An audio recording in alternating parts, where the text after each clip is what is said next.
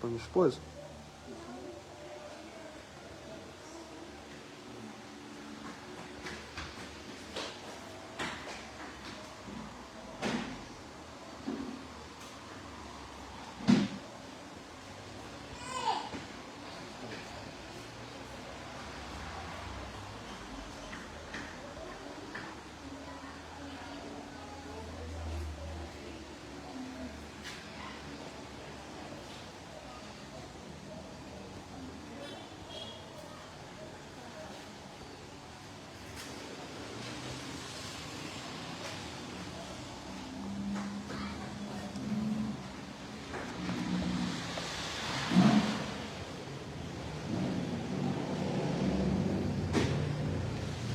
Vamos estar iniciando, hoje nós vamos estar dando início à aula Panorama Bíblico, tá bom? Terminamos a aula passada com um filme, onde eu passei ali, foi a introdução dessa aula, um filme muito bom, só fiquei triste que poucas pessoas vieram, entendeu? Mas também entendo que essa reta final de ano é um período muito corrido, é um período muito acelerado, onde ali resolvendo as coisas, a vida para as festas de final de ano. Mas enfim, o filme foi muito bom, o filme, creio que todos vocês já assistiram, A Paixão de Cristo de Mel Gibson. E naquele filme ali, em determinado momento, eu parava o filme, ali eu explicava um pouco sobre alguns costumes, algumas culturas da época. Então, a matéria de hoje em diante nós vamos estar dando início a essa imersão. É como se a gente fosse viajar no tempo, entendeu? A gente vai voltar no passado, vamos ver um pouco sobre a cultura da época bíblica, sim, especialmente do Novo Testamento. Nós vamos estar vendo os costumes da época, como que era o governo da época, como que eram as vestimentas das pessoas, como que eram as casas deles, como que eram a alimentação, como que funcionava a questão de adorar a Deus no templo. Será que era como hoje nós adoramos a Deus? Será que tinha seita naquela época? Então nós vamos estar dando início. Como vocês não têm, peço apenas que vocês só prestem bastante atenção. E como falei desde lá do início, sempre caderno e caneta na mão. Bom, introdução. Ao lermos a Bíblia, nos deparamos com milhares de termos e expressões de época, que torna o texto por vezes indecifrável. Isto se deve ao fato de que a Bíblia foi escrita há dezenas de séculos, em uma sociedade de hábitos peculiares, ou seja, próprias da época e de costumes desse tempo. Entre o homem moderno e os escritos bíblicos, existem diversos abismos, ou seja, abismo é o que separa as pessoas do tempo bíblico, separa a gente deles. É abismo, nós vamos ver aqui, abismos esses como culturais, geográficos. Se vocês quiserem pode anotar aí, tá bom? Isso aqui é muito importante. Escreve assim, ó, abismos, ou abismo é uma linguagem técnica. Escreve coisas, pode botar assim, coisas, coisas, pode botar coisas mesmo. Que dificulta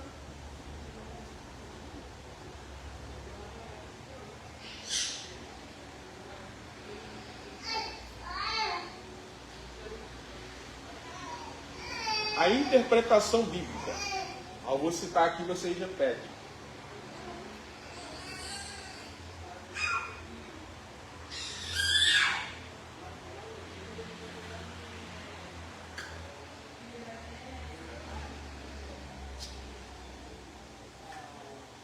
Aí só para não ficar como coisa normal, aí vocês colocam só assim, abismo uma vez só, coloca assim, abismo.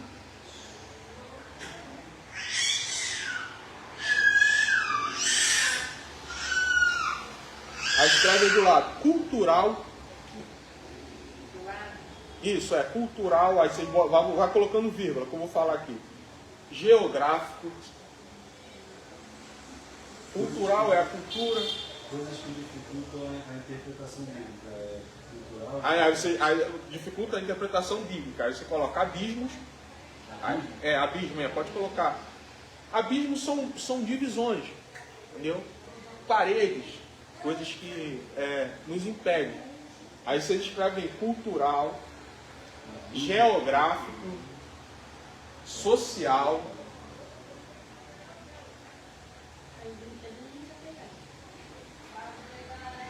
tecnológico, religioso e econômico.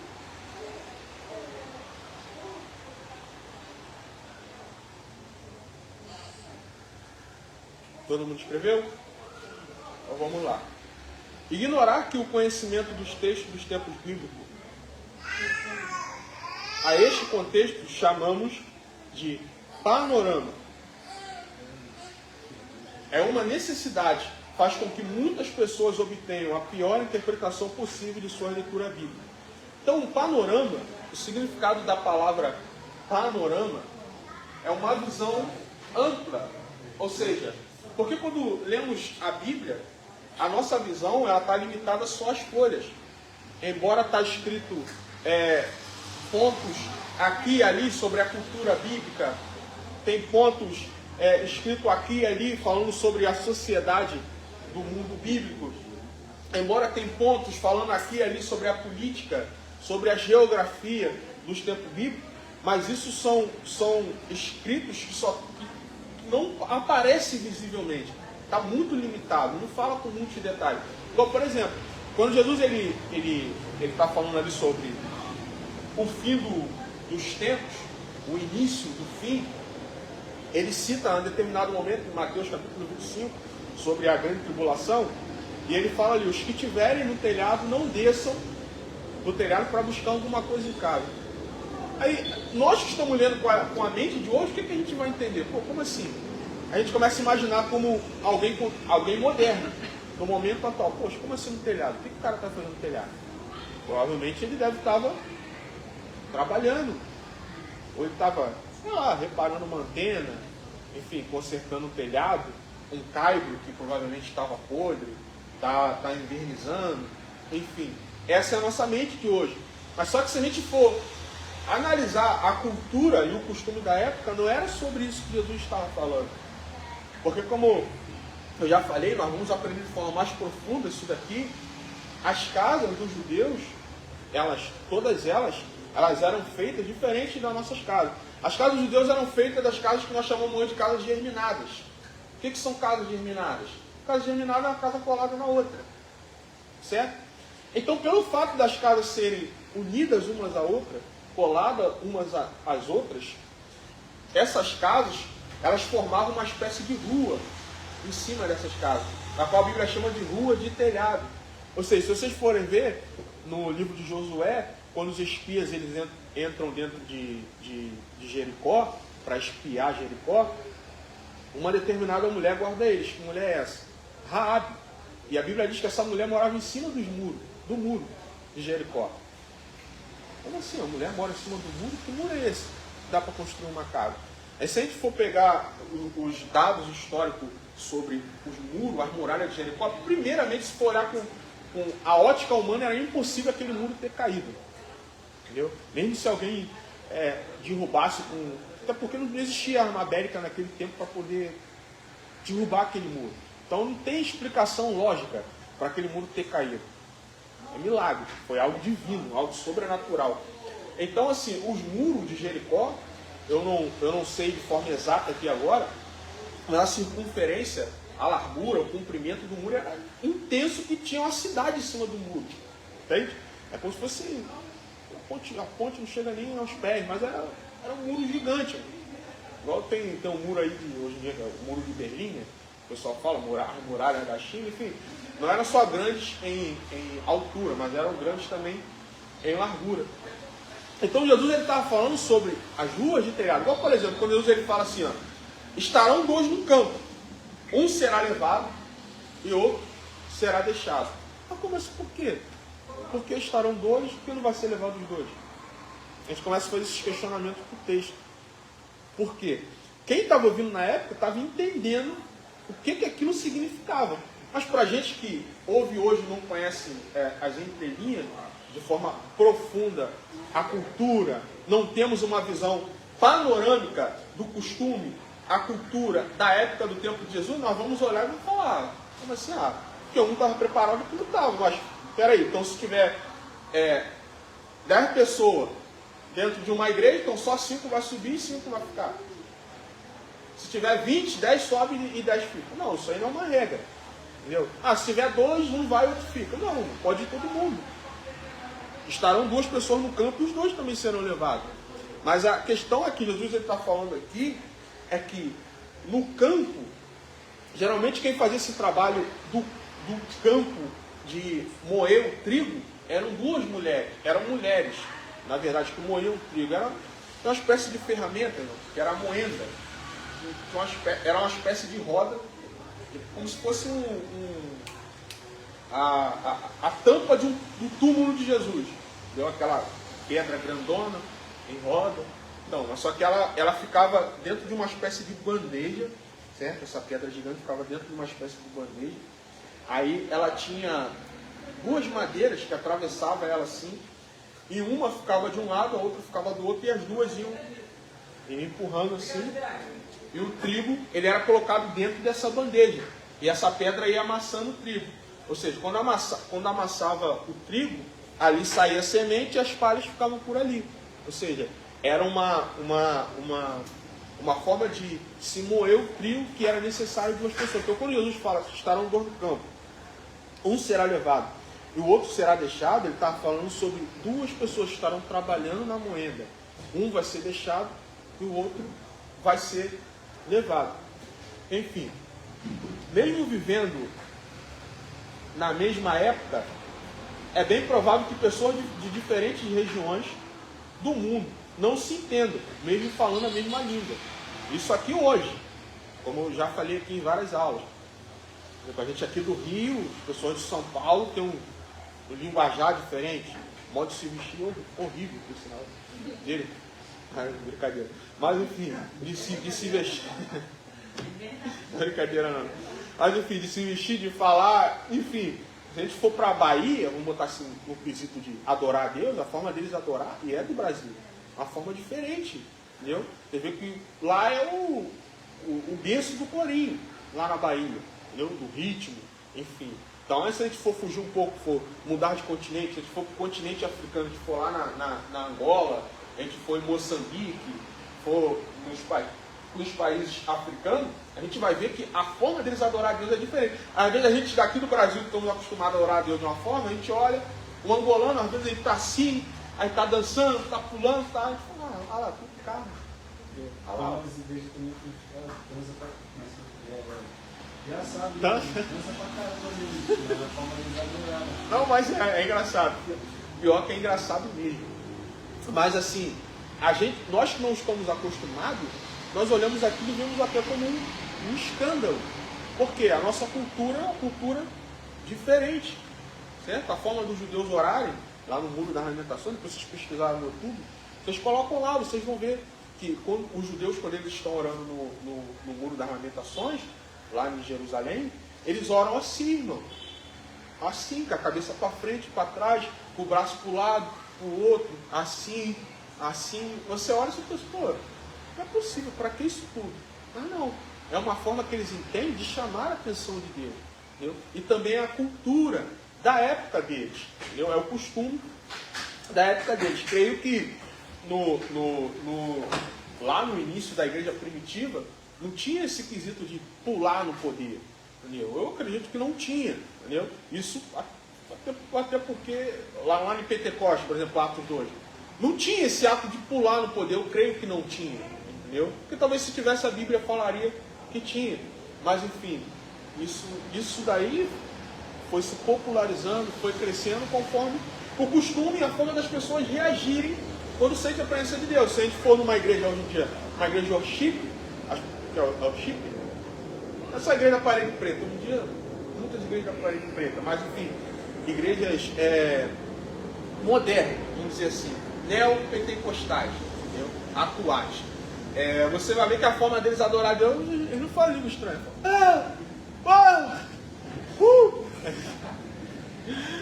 Entendeu? Eles gritam. Você é tipo um show, exatamente. Tipo um show. Chama Jesus de você. Você é. Entendeu? Não vou dizer que é um pecado. Eu acho uma falta de respeito. Embora eu também cante louvores assim, mas eu evito muito. Porque nós não chamamos, um ministro, alguém, um político, um presidente de você. Entendeu? Então, assim, Deus ele merece o respeito. Mas talvez essa é a forma que a pessoa encontrou de ser íntima de Deus. Igual tem um louvor que fizeram, onde fala que ela é a casinha de Jesus. Eu sou sua casinha, o nome do louvor. Sou sua casinha. Entendeu? Então, assim, eu não... A gente não tem o que falar. Enfim, é a cultura da época. Estão percebendo que tem esse esquisito diferente? Então, o missionário, quando vai a campo, ele já sabe antecipadamente que sofrerá um choque cultural e terá um tempo de adaptação na nova cultura em que vive. Terá de compreendê-la para fazer com que aquelas pessoas compreendam o Evangelho. Ou seja, antes dele implementar a cultura cristã, todo missionário precisa aprender isso. É necessário primeiro ele entrar na cultura, certo? Daquele povo. É necessário ele conhecer a cultura daquele povo da qual ele está querendo levar a palavra, da qual ele está querendo pregar, porque isso é até uma falta de respeito. Entendeu? Como que, por exemplo, eu vou entrar na casa de alguém, na sua casa, e eu vou sair fazendo coisas que você não me permitiu fazer. Ou então eu vou entrar dentro da sua casa, pior ainda, eu entro dentro da sua casa e falo para você assim, olha, esse sofá aqui não tá bom aqui não, tá bom? Troca de lugar. Ó, essa televisão não tá boa aqui, ó, essa televisão é muito pequena, hein? Vou comprar uma televisão maior, hein, Guilherme? Ó, entendeu? Tá errado, ó, o banheiro tá no lugar errado, entendeu? Ó, esse tapete aqui, ó, esse tapete aqui tá feio, tem que trocar. Então, assim, é tipo isso, é você infringir o espaço e a intimidade de alguém. Então, irmão, quando a gente lê a Bíblia, ou tem a oportunidade de poder saber um pouco mais da cultura bíblica, saber um pouco mais do costume bíblico, e a gente não busca esse conhecimento, é como se a gente estivesse ferindo a cultura e o costume das pessoas da época. Isso é um grande pecado, irmão. Porque quando a gente pode ter a oportunidade de poder não só aprender, mas de poder passar para alguém o real sentido, o real significado daquilo, e a gente não passa, isso daí é a mesma coisa que você omitir, entendeu? A verdade. A mesma coisa que você não querer saber da verdade.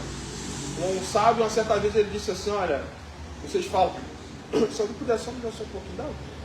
Às vezes vocês falam que o preço do conhecimento é alto, mas muitas pessoas falam isso porque não sabem o preço da ignorância. Entendeu? Então, a ignorância, ela tem a capacidade de nos afastar e ferir muitas culturas, muitos costumes, entendeu? Como muitas pessoas fazem hoje em dia. Entendeu? Tem muitas pessoas de outras denominações, como eu fui um dia, eu criticava muito pessoas no movimento pentecostal. Entendeu? Eu falava, para que isso? Tá reagindo assim para quê? Então, assim, antes da gente julgar e para a gente iniciar esse estudo aqui, é necessário que vocês tenham a mente aberta, porque vai ter coisas que vai confrontar, tá bom? Talvez com o que você aprendeu a sua vida inteira, mas vai te ensinar da forma correta. Então, o missionário, quando ele vai a uma determinada cultura, ele sabe que ele terá um tempo de adaptação na nova cultura que vive. E terá que compreendê-la para fazer com que aquelas pessoas compreendam o Evangelho. Imagine você conversando com um cidadão inglês. Você diz que vai tomar um ônibus. Aqui no Brasil tem muitas essas expressões idiomáticas. Está tendo no celular ali, mas não dá para ver agora. Só anotei outras aqui. Mas enfim. Então ele responde, como pode em um ônibus caber muito líquido? Imagina, você está conversando com alguém dos Estados Unidos, você fala assim, vou tomar um ônibus. Ele não vai entender, ele vai falar, como assim? Como que você vai tomar um ônibus? Como é que vai cair tanto líquido? Ele entendeu que você iria beber um ônibus, tomar um ônibus. Então ele lhe pergunta, você quer dizer que vai ter um ônibus, certo? E você responde, não, eu não vou comprar um. Aí começa a confusão, entendeu? Porque no meu costume, na cultura a qual eu estou inserido, por exemplo, tomar um ônibus, poxa, aquilo me custou o olho da cara, entendeu? Essa expressão, se eu virar para alguém que não é brasileiro e eu falar isso, a pessoa automaticamente, peraí, mas você, igual no Chaves, né? Mas você ficou cega, entendeu? Ela ficou cega, se custou o olho da cara, ela ficou cega, ou seja, na nossa cultura, que significa que foi muito caro, entendeu? Foi um valor muito alto. Ah, eu estou morto de fome. Né? Nós não estamos mortos. Muito bom. Nós não estamos mortos. Ah, eu estou morto de cansado. Isso aí são expressões idiomáticas da cultura a qual nós estamos inseridos. Então, se eu aplicar a minha cultura e levar para alguém que é de uma cultura, um costume totalmente diferente, vai ter um choque de cultura. E é isso que acontece, irmão. É por isso que tem muitas heresias sendo pregadas nos altares. É por isso que tem muitas pessoas que estão implementando coisas que não são bíblicas.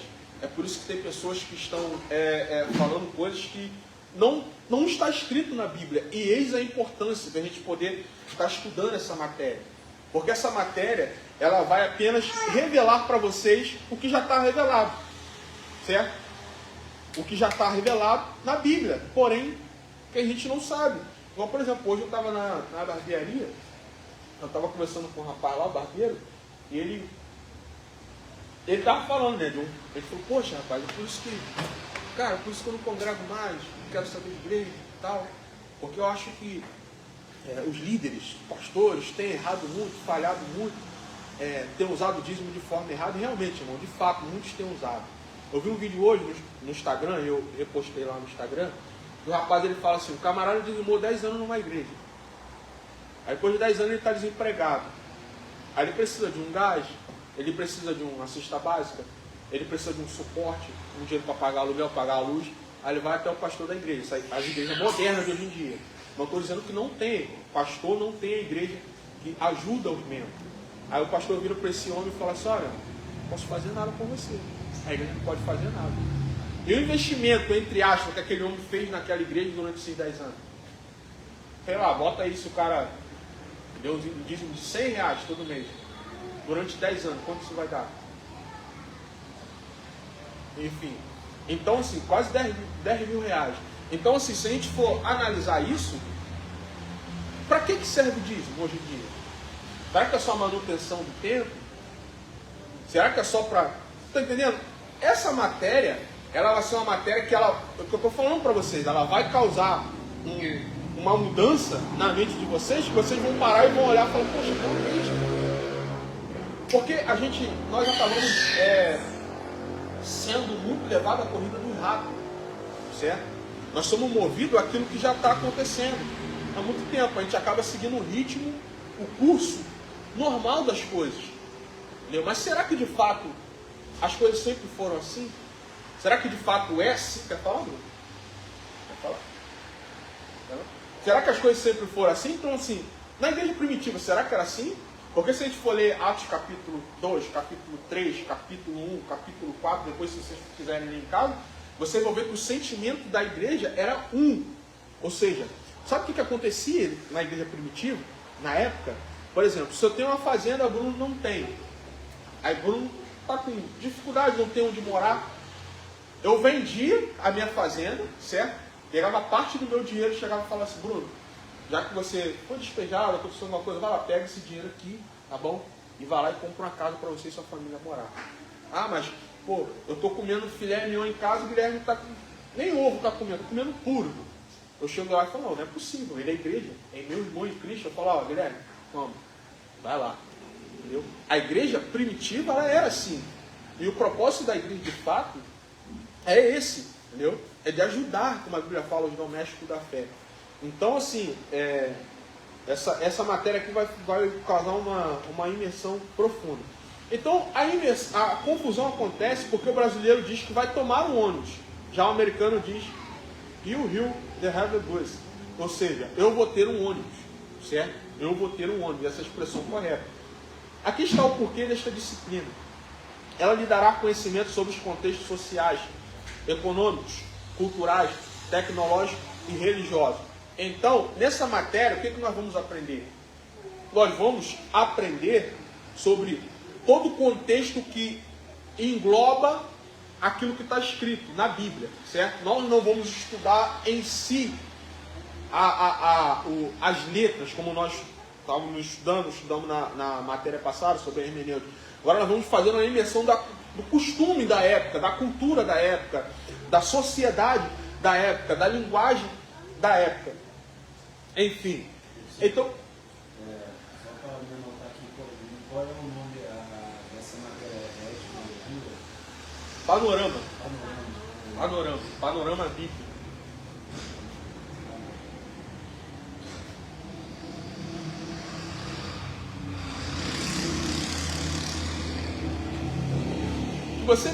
Que você necessitará para compreender muitas coisas ao ler a Bíblia. Essa matéria é essencial. Se às vezes é difícil conversar com um vizinho que veio de outra região, do mesmo país, porque você não conhece a sua sociedade, imagina então que para compreender muitas coisas escritas há dezenas de séculos, é realmente necessário um estudo da sociedade dos tempos bíblicos. Para realizar esse estudo é necessário, preste atenção, ter a mente aberta para compreender a mente de outras pessoas que viveram na antiguidade. Muita pesquisa, assim como também é necessário saber de antemão que nunca se obterá um sucesso absoluto nesse tipo de pesquisa. Ou seja, ninguém nunca vai saber tudo sobre a cultura, sobre o costume da época. Mas é necessário que nós possamos ter a mente aberta para poder entender a mente de outras pessoas. O que é meditar? A Bíblia, Deus nunca falou para ler a Bíblia. A Bíblia é o único livro que não serve para ser lido. Tá bom? Deus nunca falou, você nunca vai encontrar um texto assim, leia a Bíblia. Não existe. O que significa a palavra meditar, como nós já vimos aqui? Meditar significa você julgar, significa você analisar, significa você prestar atenção. Ou seja, entender a Bíblia, isso aqui é muito importante, é você entender a mente de alguém. Porque a Bíblia foi escrita por alguém que tem dedos e tem mente, certo? Embora as palavras foram escritas, não são palavras de homem, mas foram escritas por homens. Então é necessário primeiro nós compreendermos o que passou na mente de João quando ele escreveu ali o capítulo 1, o versículo 1 do livro de João. No princípio era o verbo estava com Deus, o verbo era Deus, o verbo se fez carne e habitou entre nós. Mas se nós formos para a cultura a qual João estava inserido na época, vocês veem, pessoal, que a cultura ela é a chave de tudo. O costume ela é a chave de tudo. Ou seja, você passa a viver como alguém contemporâneo da época. Existia um filósofo na época de João, chamado Heródoto, que ele tinha uma filosofia que todo o universo tinha sido criado pelo Logos. Logos é palavra, certo? Todo o universo tinha sido criado pelo Logos, pela palavra. Não sabia de quem era a palavra, mas ele sabia que todo o universo tinha sido criado pelo Logos. Então existia uma teoria, ele defendia essa teoria, o Heródoto, de que o universo tinha sido criado pelo Logos. João Batista, pastor, o que ele faz? Ele pega esse conhecimento desse filósofo, certo? Ele fala, não, peraí, ele não está errado de tudo. O universo de fato foi criado pela palavra, mas eu vou revelar para eles quem é essa palavra. A João ele traz, no princípio era a palavra, o Logos. E o Logos estava com Deus. Os filósofos iam até aí. A João vai além, e o Logos era Deus. Ele não só fala que o mundo foi criado pelo Logos, mas ele revela quem é o Logos. Estão conseguindo entender? Então, assim, o costume e a cultura, ela faz a gente compreender de forma ampla, de forma profunda, o porquê que fulano escreveu. Entendeu? Qual foi o intuito da pessoa escrever? Igual, por exemplo, pessoal, o livro do Apocalipse. A linguagem apocalíptica é um estilo literário de se escrever. Igual, por exemplo, estilo poético, estilo profético, estilo em forma de salmo, enfim, estilo em forma da criação, de histórico. Toda a Bíblia tem esse gênero. o gênero literário que o Apocalipse foi escrito é um gênero, é um estilo literário. O Apocalipse é um estilo literário. Como assim é um estilo literário? O estilo literário do Apocalipse é um estilo literário de você escrever algo em forma de código. Certo? Bom, por exemplo, se nós formos ler aqui, vamos ler aqui rapidamente, bem rápido, né, porque eu quero avançar. Vamos estar lendo aqui, pegar uma parte aqui do Apocalipse. Eu vou ler aqui, eu quero que vocês... Alguém aí do Face, tá bom? Interprete, olha só.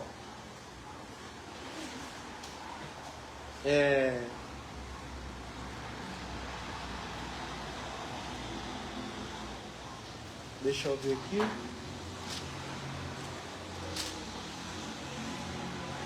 Me interprete o que significa aqui no capítulo 13 do Apocalipse. Olha só.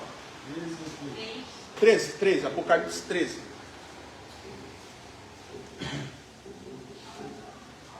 O Apocalipse, a linguagem, é um estilo literário.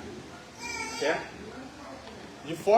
Foi escrita de forma de código. Esse estilo literário ele era escrito de forma para denunciar uma determinada coisa, mas sem você revelar, certo? De forma clara.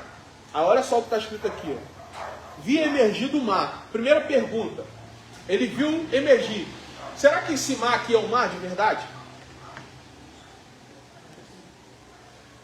Na imagem figurativa? Não, dá aqui no texto. Será que é o mar de verdade? Está escrito aqui.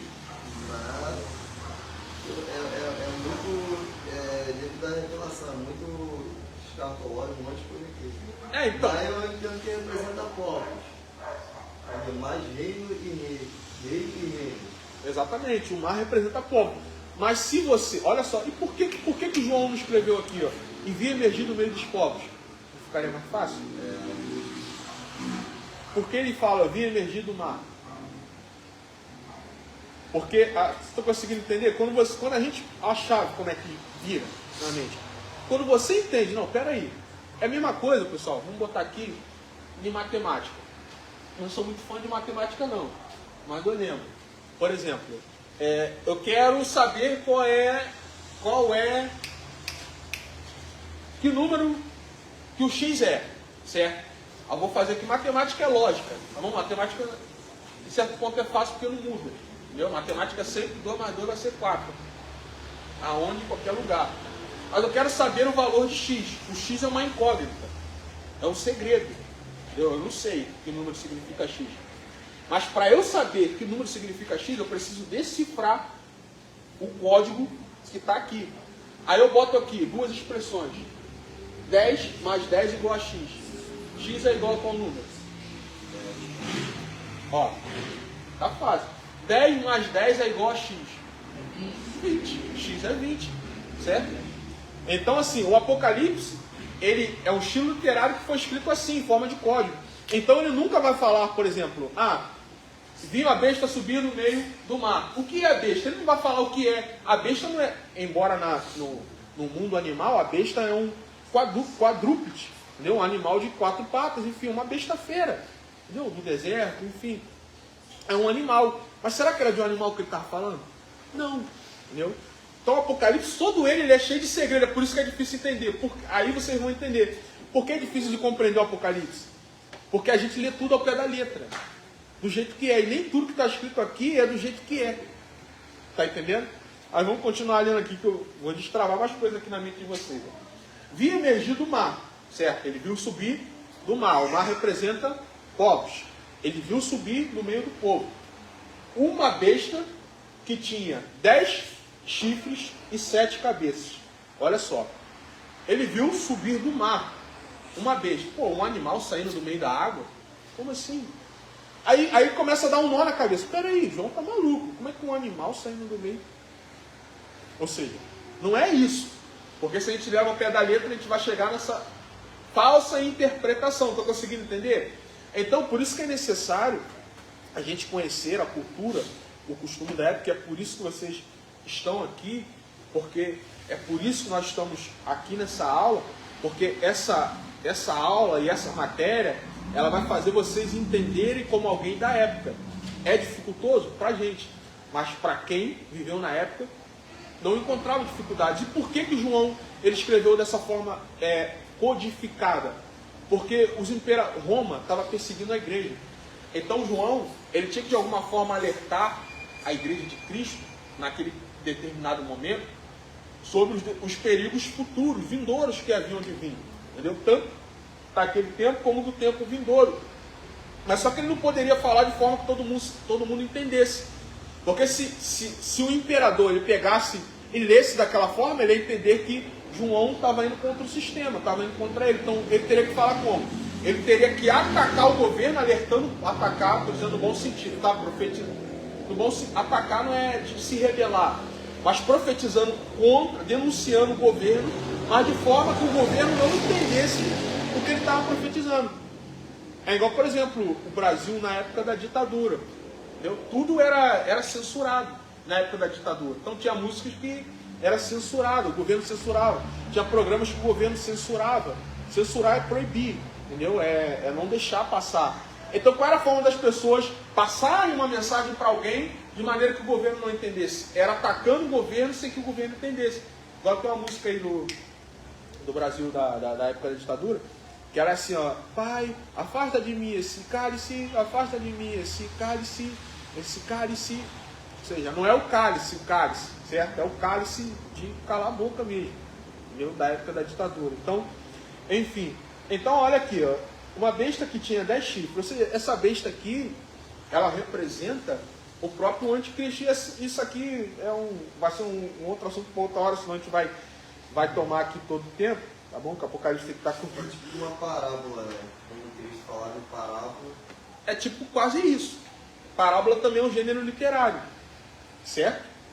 É tipo uma parábola. Mas só que é de forma mais profunda. Uma parábola, em certo ponto, tem coisas ali que não aconteceram. Entendeu? E a parábola é tipo um exemplo. Aqui ele está de fato denunciando, mas está usando. Igual, por exemplo, João ele viu rua de ouro. Poxa, nós como crente, Mateus capítulo 5, se não me falha a memória, está escrito assim: não juntei para vós tesouros aqui na terra, onde há traça, aonde tem ladrão escala e roubo. Ajuntai para vós tesouro no céu, onde não tem. Enfim, é impossível a gente pegar ouro e levar para o céu. Não era de ouro terreno que ele estava falando. Mas se o ouro terreno é possível se corromper, como que tem ruas de ouro lá no céu? Se o ouro tem prazo e validade aqui na terra, vai ter no céu também. Então não é ouro. É algo além do ouro. É algo que pode ter cor de ouro, pode brilhar como ouro, mas não é ouro, é além do ouro. Certo? Ah, lá tem ruas de cristal. Não é o cristal aqui da terra. Ah, eu vi um trono. Não é um trono igual a gente conhece. Entendeu? É algo além. Mas Deus, ele parte do conhecido para o desconhecido. Certo? Deus, ele nunca vai usar algo que você não conheça. Ele vai usar algo que você conheça. E através do conhecimento que você tem, ele vai fazer você compreender, igual a Bíblia. Se eu for pegar o mesmo texto aqui e pedir para cada um de vocês falar: irmão, lê aqui em Mateus capítulo 10. Cada um vai ter uma interpretação diferente. Porque cada um tem uma visão de mundo diferente. Cada um enxerga o mundo de forma diferente. Mas enfim.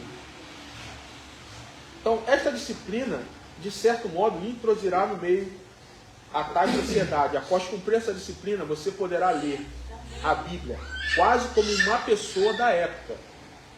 E isto é de suma importância, pois você deve primeiramente compreender o que o texto bíblico dizia ao homem da época, para depois poder compreender o que ele dizia para o homem contemporâneo. Então, é igual quando Jesus ele fala a parábola da dracma perdida. Preste muita atenção nisso aqui.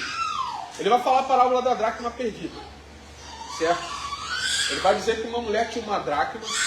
Dracma era uma moeda, certo? Que era usada como um valor naquela época. Ela tinha um determinado valor, era uma moeda valiosa. Então, essa mulher, ela era dona de casa, ela tinha essa dracma, e por alguma situação ela perdeu essa dracma dentro de casa. Imagina, uma mulher perdeu uma moeda dentro de casa. Aí Jesus fala: E ela revirou a casa toda, procurou, achou aquela moeda e depois chamou todas as amigas dela para comemorar com ela, porque aquela moeda tinha sido achada. Isso é o que a Bíblia diz. Agora vamos partir para o panorama, vamos entender a profundidade do texto. Primeiro ponto, a casa. A casa dos judeus, aqui eu vou dar só uma pincelada, então a gente vai entrar mais para frente sobre as especificações da casa dos judeus, mas só vou dar uma pincelada. A casa dos judeus era uma casa de um cômodo, certo? Onde você entrava na porta, tinha uma porta, você entrou pela porta, era como se fosse uma igreja mesmo. O pavimento, tinha um pavimento de 45 côvados mais ou menos, cerca de 60 centímetros, que era onde as pessoas da casa dormiam, mais ou menos assim, tipo um altar mesmo, onde as pessoas da casa dormiam, e a parte de baixo, quando a pessoa não tinha muita condição, era onde os animais dormiam, entendeu? Embaixo. Outras pessoas tinham condições e essas pessoas, os animais dormiam lá numa espécie de curral, onde Jesus ele nasceu, certo? Uma espécie de hospedaria, que era um quarto separado, lá de fora de casa. Então, quando a pessoa não tinha condição, os animais dormiam dentro de casa, mas no pavimento de baixo. E essa casa, ela tinha uma janela, pessoal, de cerca de 45 centímetros. Um cômodo é cerca de 45 a 48 centímetros, 50 centímetros. Mais ou menos assim, ó, pequeno, no alto. Agora imagina, quem é que já entrou numa casa em construção? Está em construção. Uma casa em construção, por exemplo, a gente acabou de bater a laje. Tem nada na casa. Só está lá a porta para entrar, tem nada. Está lá, estamos embolsando lá, tal, tem uma luzinha, geralmente o pessoal bota uma luzinha, uma lâmpadazinha para poder trabalhar dentro, mas tira essa lâmpada. De dia, vai parecer que está de noite. E a lâmpada que iluminava a casa não era lâmpada, não tinha energia elétrica naquela época. E não era muito menos vela, a vela que nós conhecemos hoje, não. Era uma espécie de lamparina. O que era uma lamparina? Uma lamparina era tipo um pedaço de barbante, vou dizer assim, tá bom? Um fio, exatamente. Uma espécie de barbante, um fio que tinha. Aí tinha uma vasilha assim onde ficava o azeite, certo? Esse barbante ficava aceso ali, um foguinho só. O azeite que alimentava o fogo. O fogo era alimentado pelo azeite. E colocava ali, quando Jesus fala assim, ninguém se acende uma candeia e se coloca debaixo do velador, assim, debaixo de uma cama. A gente acende e coloca no alto. Então colocava no alto, mas não iluminava nada. Não iluminava nada. Então, quem está ouvindo Jesus falar sobre a dracma perdida dentro de casa, a pessoa está entendendo. Caraca, uma moeda perdida dentro de uma casa, com tudo escuro. Pô, imagina, essa moeda tem que ser muito valiosa para essa mulher revirar tudo no meio do escuro e procurar. E ela não só procura, ela acha. Esse é o sentido literal da época. Quem estava ouvindo na época entendeu. A Jesus, ele sempre perguntava assim, o que vos parece? Aí como as pessoas eram só literais, físicas, não sei o que significa moeda. Aí Jesus falou isso daqui, não está falando língua estranha. Quando Jesus ele perguntava o que vos parece, eles falavam, é isso. Aí Jesus explicava, não, peraí, agora eu vou explicar para vocês. A casa é como se fosse Jerusalém. Não tá escrito isso, tá? Mas a dracma perdida é como se fosse quem se perdeu dentro de casa, a igreja. Aí Jesus falando, a dracma é Jerusalém. A casa é Jerusalém, certo? A dracma é o povo que se perdeu dentro de casa. E o pior, a moeda não sabia que estava perdida. Porque a moeda não tem sentido, não sabe que está perdida. O pior não é o perdido que sabe que está perdido. O pior é quem está perdido não sabe que está perdido. E a moeda está perdida dentro de casa. E quem é que está procurando a moeda? Quem está procurando a moeda sou eu. Aí Jesus vai dizer depois lá na frente, porque há festa no céu, quando o pecador se arrepende. Está conseguindo entender? Aí tem outras duas parábolas, que é da ovelha e do filho pródigo. Amém. Não, benção. Pode ir, tá bom? Deus te abençoe. Deus te abençoe, tá bom? Ali, ó, melhor. Então, assim, o que significava isso? Olha só, estão conseguindo entender a profundidade? Tem também da ovelha e do filho pródigo, vai sair na outra aula. Só falei só para deixar uma água na boca de vocês. Mas enfim. Como exemplo, veja um estudo, nós vamos ver aqui, sobre a 7ª igreja de Apocalipse, que é a Laodiceia, que para que as pessoas compreendam o conteúdo desta 7ª carta, tivemos que fazer um estudo dos contextos da região, da época, para que todos possam, dessa maneira, compreender ao lerem o que João escreveu.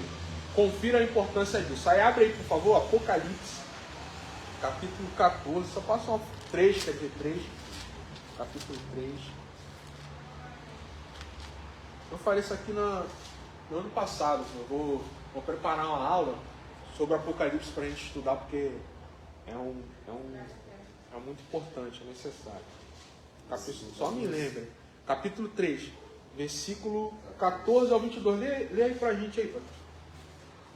E ao anjo da igreja que está em Laodiceia escreve: isto diz o Amém, a testemunha fiel e verdadeira, o princípio da criação de Deus.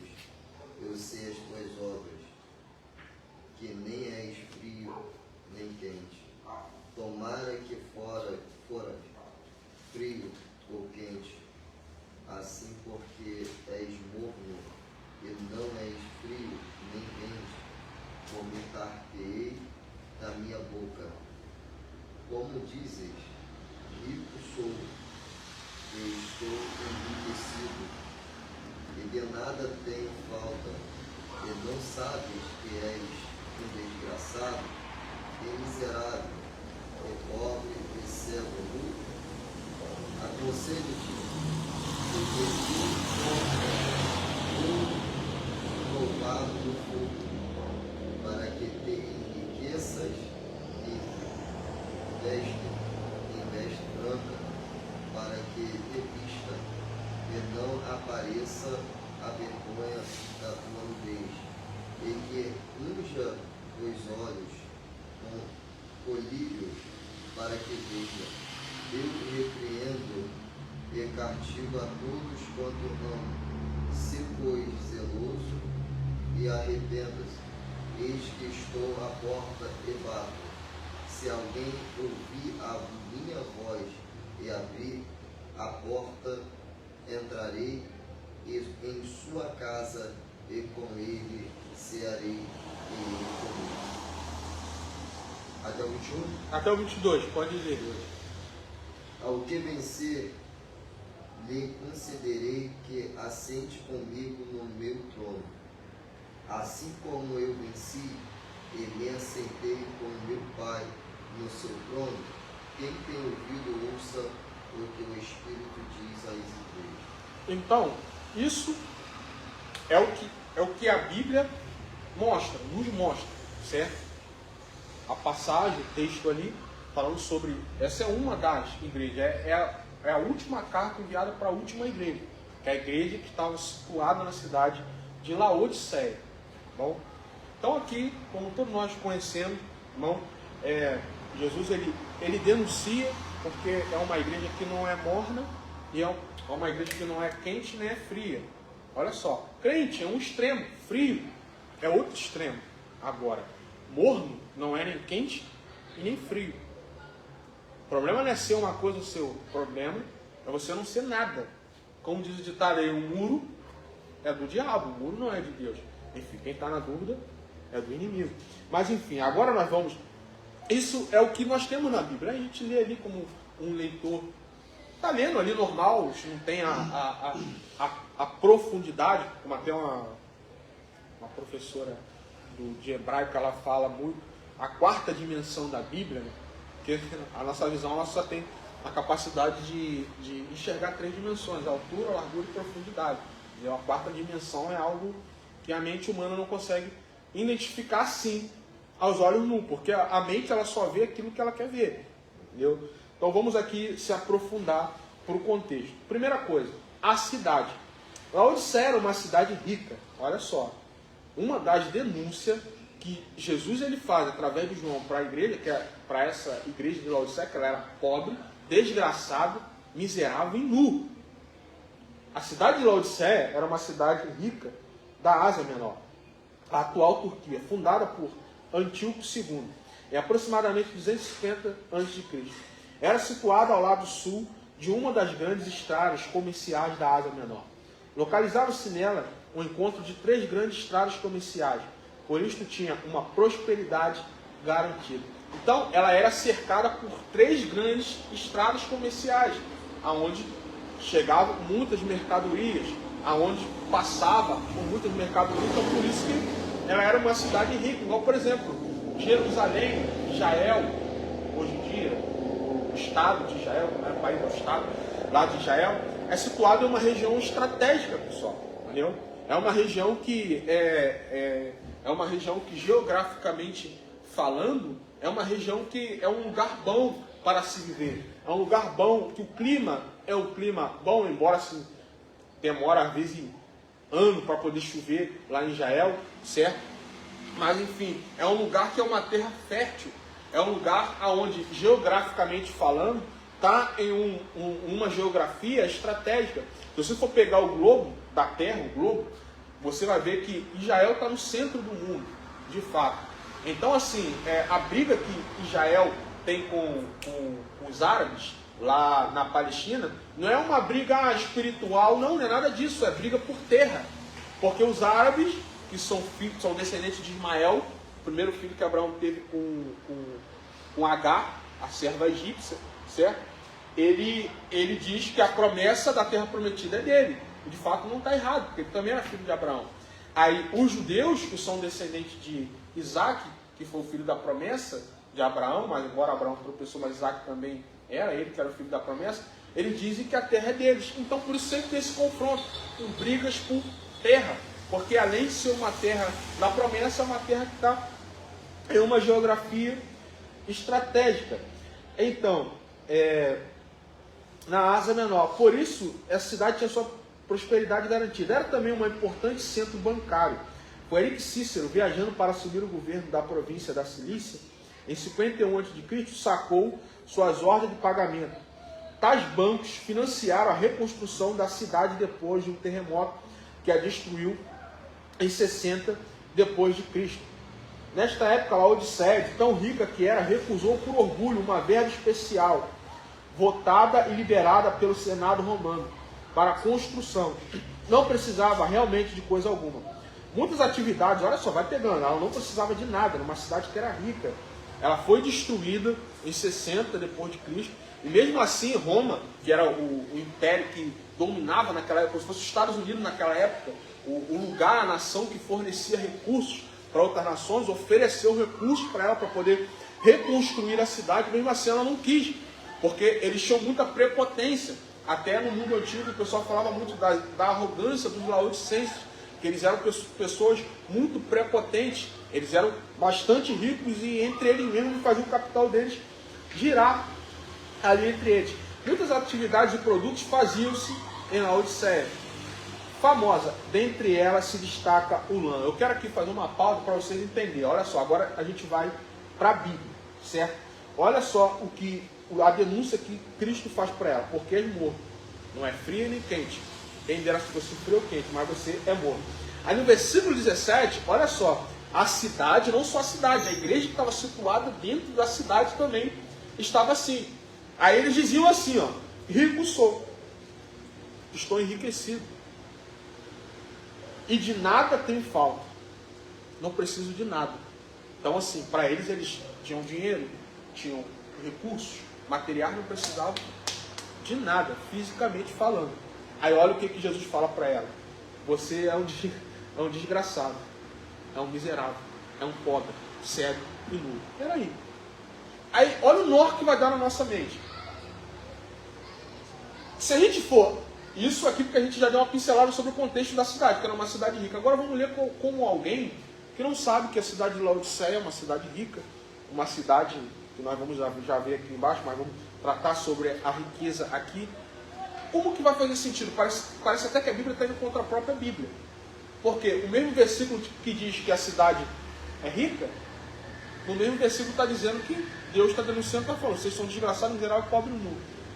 Como a pessoa pode ser rico e pobre ao mesmo tempo?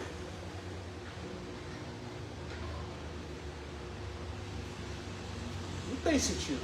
Tem como? Não tem você ser rico e ser pobre ao mesmo tempo. Mas é no sentido literário, não? Eu entendo assim.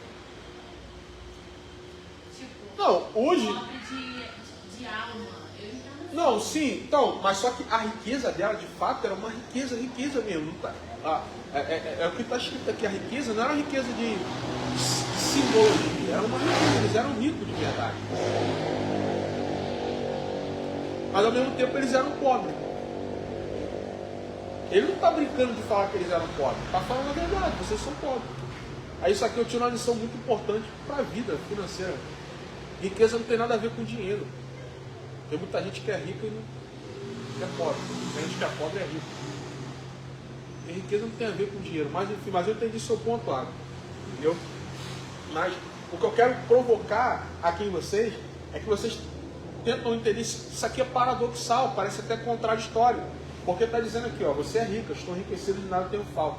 Aí ele diz aqui, ó, não sabeis que você é um desgraçado, a cidade, a igreja, um desgraçado, por exemplo, graça é alguém que está na graça de Deus. Desgraça é alguém que caiu da graça. Ou seja, alguém que um dia teve a graça e caiu da graça. Irmão, se a graça é o favor que nós não merecemos, se alguém cai da graça, está perdido. Eles se tornaram desgraçados. Ele fez com que a graça se tornasse desgraça na vida dele. Está dizendo, ó, você é um desgraçado, você caiu da graça. Primeira coisa. E você é miserável. Como assim? Aí eu imagino as pessoas ouvindo, não, como eu sou miserável, sim, essa igreja tem tudo. Como eu sou miserável, essa igreja é rica. Mas aí entra o que a Agatha falou. O livro do Apocalipse, como eu falei, a linguagem apocalíptica é uma linguagem codificada, certo? Tudo que está escrito não é do jeito que é, literalmente. Nem tudo. Tá entendendo? Por isso que requer uma análise lógica da mente. Aí diz aqui, ó, você é miserável. Essa miséria aqui, nós vamos ver aqui. Aí diz aqui, ó, você é pobre, cego e nu. Então, olha só. Quando fala que ela é pobre, essa pobreza, como o Agatha citou muito bem, agora vamos partir para o que a mensagem que Cristo estava passando para a igreja. Essa pobreza era uma pobreza espiritual. Eles não eram ricos espiritualmente falando, eles eram ricos fisicamente falando, mas isso aí. Está colocando um exemplo das igrejas. Por eles terem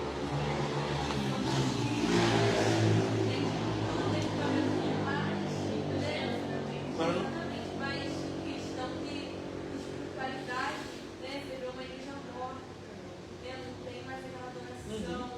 É só, calma aí, a câmera está passando, deixa eu fingir que eu estou adorando aqui para fora. A câmera está passando, ela falou tudo. A mídia, É verdade. Pessoal, eu já fui numa igreja, até conheci, não era preciso falar não.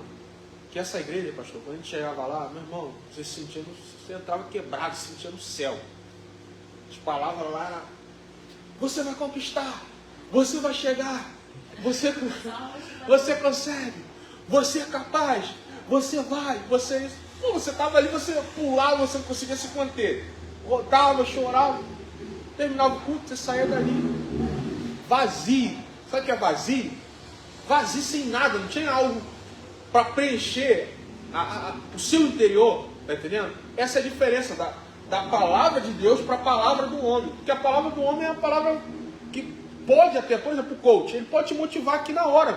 Tá? Vai te motivar, vou te ativar, vou não sei o que, vou isso, aquilo e tal. Deus confronta. Mas não precisa na hora, depois você vai voltar para o seu real. A palavra de Deus não.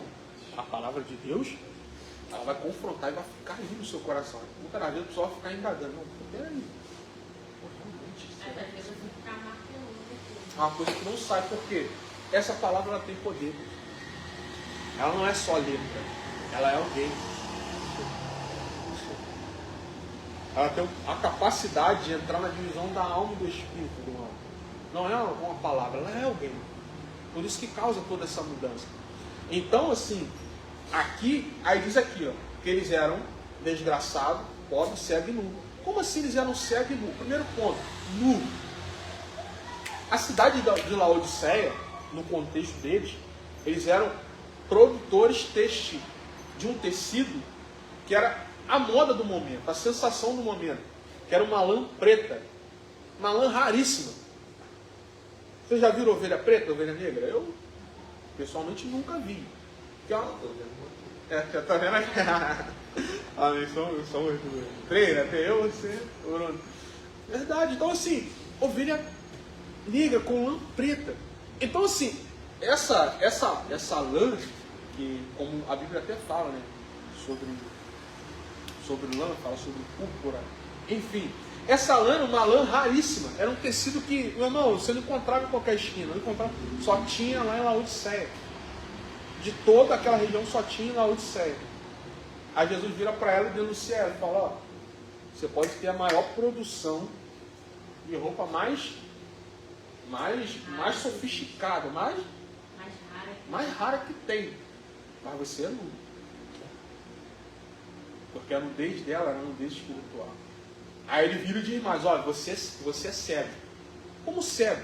Vocês estão conseguindo entender, pessoal? Olha, Deus, Ele sempre vai usar aquilo que nós conhecemos. Deus nunca vai virar para alguém e vai falar algo que não seja do seu campo de conhecimento. Daqui a pouco eu vou falar aqui sobre algo sobre Jonas. Pastor gravando aquela mensagem de Jonas, né? É um mistério. Mas enfim, aí fala que eles são cegos. Como assim cegos? Se na cidade de Laodiceia era produzido o colírio para os olhos. Nessa época já era produzido o colírio para os olhos. Lá eles faziam cirurgia de oftalmologia. E como eles são cegos? Cegueira espiritual. Então Deus ele usa a realidade que eles têm para denunciar. É por isso que nem tudo que a gente vê é do jeito que nós vemos. Nem tudo é como parece. Às vezes alguém que é aceito por um homem é rejeitado por Deus. Às vezes alguém que é aceito por Deus é rejeitado pelos homens. Isso depende muito do campo de visão. Igual, por exemplo, Jonas, pessoal. O povo de Nínive era um povo que eles eram politeístas, eles acreditavam em vários deuses. O deus principal deles era Dagão, que era metade homem, metade peixe. Aquele mesmo deus lá que caiu várias vezes lá nos filisteus, lá, quando a arca do Senhor ficou do lado de Dagão, a estátua caiu várias vezes. Então, é esse mesmo deus. É o Aquaman de hoje em dia, certo? Eles acreditavam no metade homem, metade peixe. Então, eles tinham na história lá de Nínive que eles só criam só iriam acreditar em um profeta se esse profeta saísse dentro do mal, ou seja, o próprio Dagão. Então, tudo que aconteceu com Jonas, embora ele desobedeceu, mas dentro da presciência de Deus, Deus sabia que ele ia desobedecer e ele ia fugir. E Deus sabia que ele seria lançado no mar. Então, todo o cenário foi montado, você viu, a capacidade, meu Deus, glória a Jesus, a capacidade, não vou nem dizer capacidade quem tem somos nós, mas o plano de Deus como está, nada sai do controle de Deus. Perfeito, certíssimo, perfeito. Então estava dentro do controle de Deus que Jonas saísse de dentro do mar, porque o povo de Nínive só iria acreditar em um profeta que saía de dentro da água. Então Deus ele desce no nível de conhecimento das pessoas. É igual ele mesmo, o próprio Deus.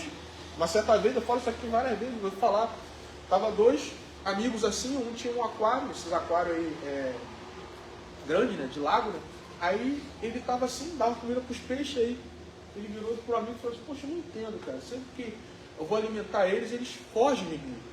Aí o amigo dele virou para ele, não, sabe por que eles fogem de você? Eu falei, não sei, porque você é muito grande. Eles têm medo de você. Embora você quer ajudar, mas você é muito grande. Eles estão assustados. Como eu faço para ele não correr de mim? Para ele não correr de você, só você sendo um peixe. Deus era grande demais para vir da forma de Deus para a gente. Ele teve que se diminuir em forma de homem.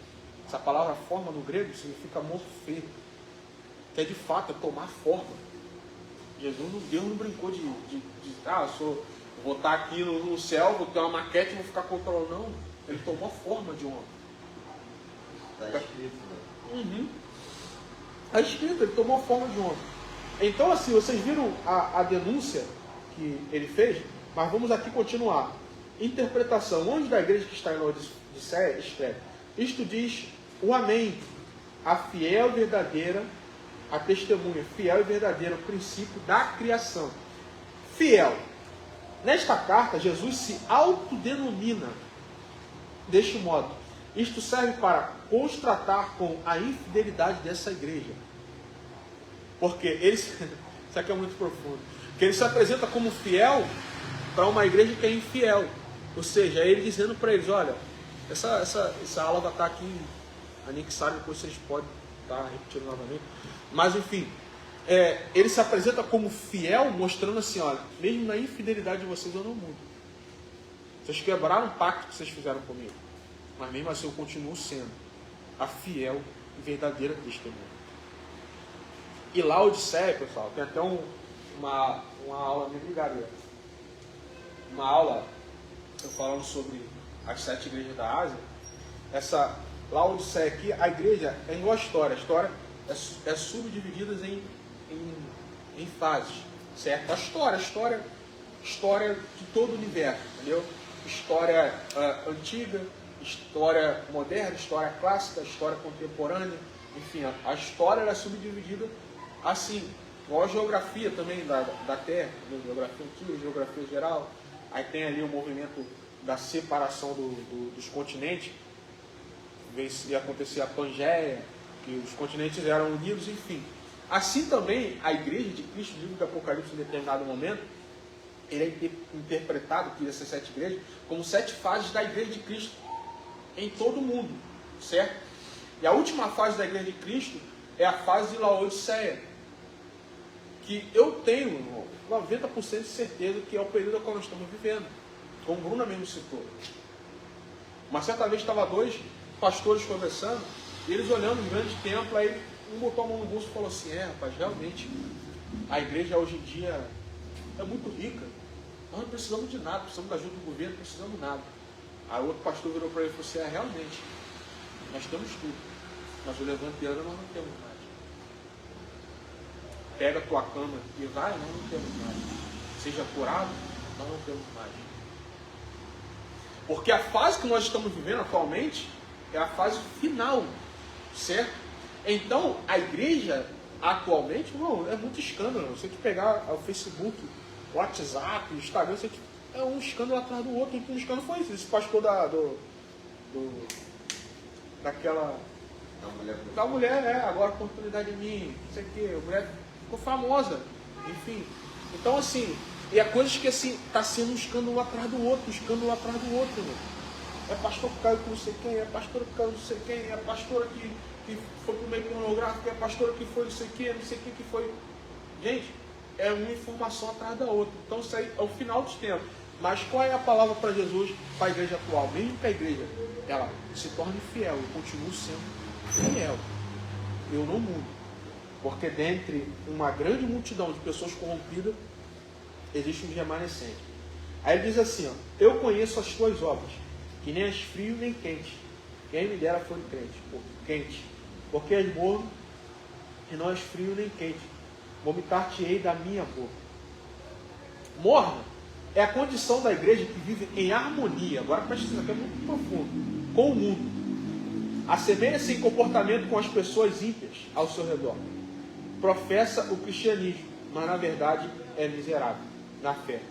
Assim como suas águas eméticas eram recusadas como nojo, até por viajantes sedentos, o Senhor recusava a Laodiceia com o mesmo nojo e usava a imagem dessas águas para que pudesse entender.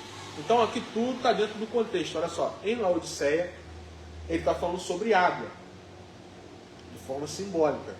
Então existiam águas, rios, na cidade de Laodiceia, que embora ela fosse uma cidade rica, mas tinha um rio que era poluído.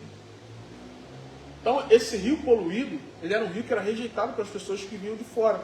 Então o mesmo sentimento que as pessoas sentiam de nojo, Deus também sentia, estava sentindo pela cidade de Laodiceia, porque era uma igreja morna, espiritualmente falando. Como eu falei, Deus parte do conhecido para o desconhecido. Ele está partindo daqui do material para o espiritual. Ele está levando eles aqui para a esfera espiritual. E aqui, quando é uma igreja morna, é uma igreja que não é nem uma coisa nem outra, pessoal. Eu não vou nem falar, mas vou jogar uma pergunta aqui. Será que a igreja de Cristo hoje em dia é uma igreja morna? Será que é uma igreja que você olha e você não sabe? Por exemplo, você está num lugar, você não sabe assemelhar a diferença do crente com o ímpio. Só por assim. Você pega, abre a rede social, você não sabe se o cara é pastor ou se o cara é um ímpio. Você está vendo ali um cara sem camisa, cheio de tatuagem, o cara diz que é pastor. Não tem diferença. Você pega hoje em dia, você entra numa igreja, você não sabe se você está entrando numa balada ou está entrando dentro de uma igreja. Você vai na casa de um crente, você não sabe se ele é crente ou se ele é roqueiro, ele é hip hop, ele é do rap, se ele é funkeiro, se ele é do sertanejo. Porque está tudo assim, não, eu não sou radical, mas eu estou apenas dizendo no sentido de que assim, a igreja de Cristo hoje em dia é uma igreja morna. O que é uma coisa morna? Uma coisa morna não é uma coisa nem outra. Não se decidiu. Hoje em dia você não sabe. Você entra em época de política na igreja, você não sabe se é o pastor ou se é o político que está pregando no altar. Entendeu? Você chega lá, o camarada, às vezes você chega numa igreja grande, você vê um monte de homem de terno lá. Deputado, vereador, senador, é isso, é aquilo. Aonde que está na Bíblia isso? Está conseguindo entender? Então assim, é uma igreja que quer ser aceita por todo mundo. Pessoal, a igreja de Cristo, ao longo de toda a trajetória, quando ela foi aceita, foi o período que ela começou a cair. Foi daí que surgiu a igreja católica. Porque a igreja católica é a união da igreja de Cristo com Roma. Quando a igreja se une a Roma, os imperadores romanos eles começam a fazer um determinado algo chamado de indulgências. E indulgências é você inventar um monte de maluquice da cabeça, certo? Você começa a vender. Imagina, o pastor Hélio está aqui em cima do nada e fala assim, irmão, essa aqui é a primeira Bíblia, a Bíblia que Jesus leu. Mas para adquirir ela, nem adquirir, só ler um texto, uma folha, R$1.000 no Pix. Um pedacinho do céu. Também, um pedacinho do céu. Ó, R$1.000 no Pix. Entendeu? Crédito, débito, maquininha. Era isso que eles faziam. As pessoas acreditavam. Eles chegavam e falavam assim, olha, você não vai ler a Bíblia, senão você vai ficar maluco. Proibiram a leitura da Bíblia. Então a igreja começou a se perder. E é o que hoje em dia está acontecendo a mesma coisa, pessoal. As pessoas estão deixando de lado o que de fato realmente importa. Estão frisando em outras coisas. Estão mais preocupadas em trazer o mundo para dentro das igrejas do que levar a igreja para o mundo. Porque a palavra igreja é uma palavra grega que significa eclesia, eclésia. Chamados para fora. É de vir para fora. A gente tem que trazer o mundo. Não, é só loucura. Não é nessa época agora. Mês que vem, a gente vai ver. Tem igreja aí que faz bloco de carnaval. Tem? Estou falando, estou brincando. Faz bloco. Vai ter que ter um mundo inteiro, cara, para sair. Vai ter que ter, pastor. Vai ter que ter. Já tem que se reunir aí, vai ter que fazer uma loucura. Está disposto a ser bom. Mas te falar, pastor, não vai. Vai dar ficar cuidando. Não vai dar não, sabe por quê? A igreja está na fase final. Tem que acontecer. Não adianta, não tem volta. Sabe o que vai fazer terminar esse período? Vai ser a chegada do anticristo. O mundo já tem prazo de validade. O mundo está chegando ao fim, pessoal. Esse mundo aqui da terra está chegando ao fim. Porque com a chegada do anticristo, aqui é um texto muito interessante do capítulo 12 do Apocalipse, fala da mulher e do dragão. Isso aqui é muito interessante. A mulher na Bíblia sempre representou o povo de Deus, sempre. Mulher na Bíblia sempre representou o povo de Deus. Igual, por exemplo,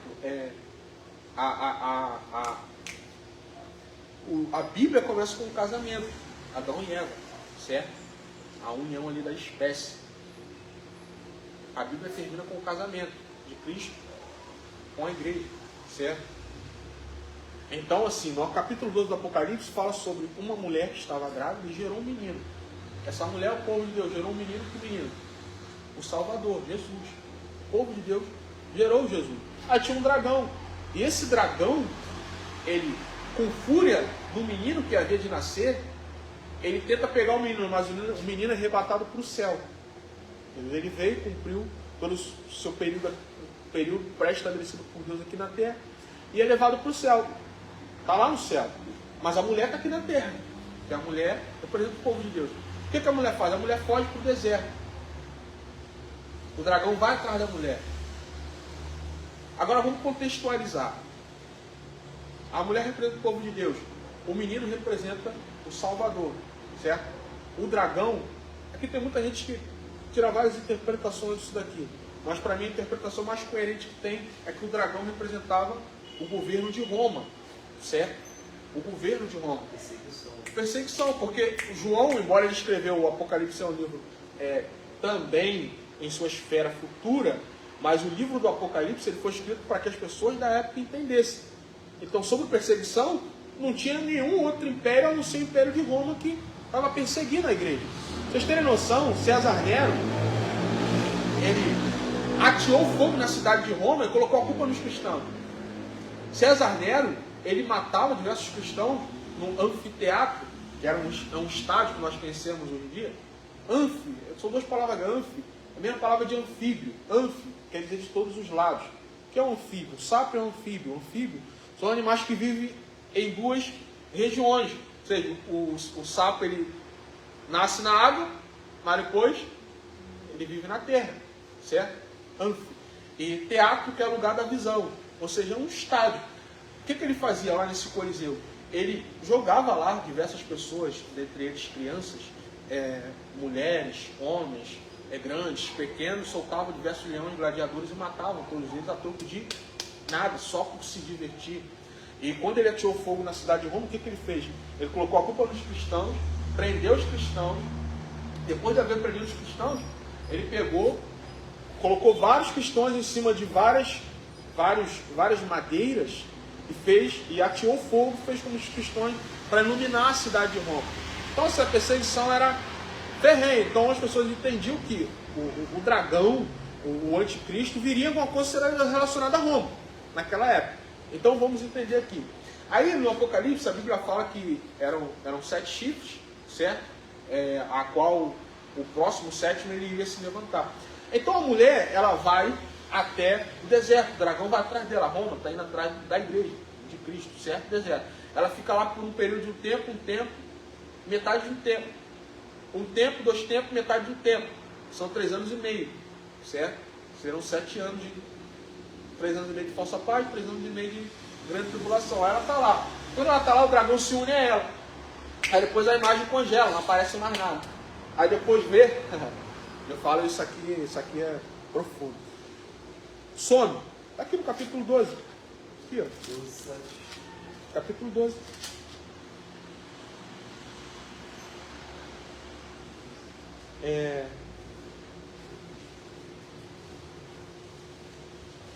Aqui no capítulo 12, aí a mulher fugiu. Aí olha só.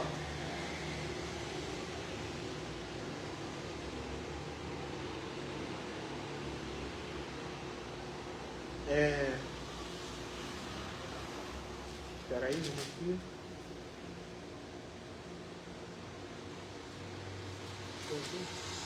Capítulo.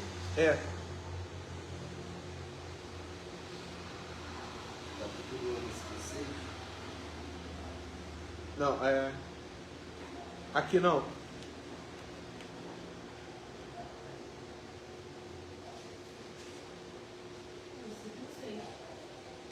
Versículo 6. A mulher, porém, fugiu para o deserto.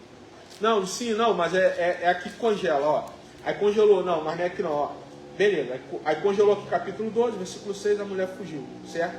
Aí aqui, no versículo de número 17 do capítulo 12, vamos lá para o 17, aí diz assim, ó. Irou-se o dragão contra a mulher e foi pelejar com o restante da sua descendência, os que guardam os mandamentos de Deus e têm testemunho de Jesus, e se pôs em pé sobre a areia do mar.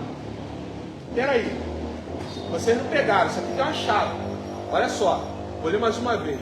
Irou-se o dragão contra a mulher e foi pelejar com o restante da sua descendência. Peraí. ele está indo atrás da mulher, que representa o povo de Deus. Como ele foi pelejar? Ele foi pelejar contra o restante da mulher. Se ele está pelejando contra a mulher, cadê a grande parte? Está onde? Se ele está indo atrás do restante. Isso significa que grande parte se corrompeu. Então, quando o dragão ele foi para atrás da mulher no deserto, que é o povo de Deus, ele convenceu grande parte do povo de Deus e se corrompeu. A imagem congela. Então, o livro de Apocalipse, ele é escrito em forma de quiasmo.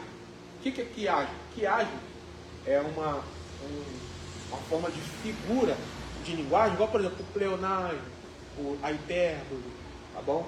Quiasmo, pode notar aí, o quiasmo, ele é uma forma de você escrever, contar, terminar a história. Você, por exemplo, assim, ó, vou contar uma breve história aqui. Quiasmo, Q-I-U-I, isso, M-O, quiasmo, quiasmo, Q-U-I-A-S-M-O.